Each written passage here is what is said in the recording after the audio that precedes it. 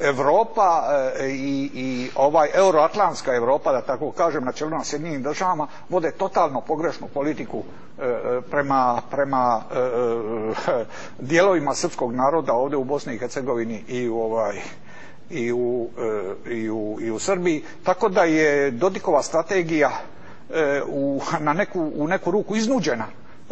Nemamo šanse, propašćemo ako budemo samo imali jedinu moguću opciju Europu, a ne vidimo od toga da postoji druge mogućnosti. Dodik je to jako dobro shvatio i on ide u jednom pravcu koji je strateški važan. Ako je to predsjednik dobro shvatio, da li predsjednik ima rješenje kako ići paralelno prema Moskvi, koja treba da bude u budućnosti partner u ovom prostoru, evo konkretno i Republici Srpskoj, da li se može ići paralelno i prema Briselu i prema Moskvi? Koliko je to moguće?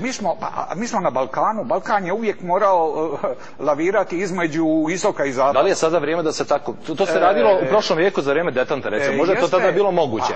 Ali sada ekonomski je, Marine, apsolutno je opravdano. Nema nikakvog... Rusija može i ova aglomeracija koja se sad stvorila ekonomska, ona može apsorbirati sve proizvode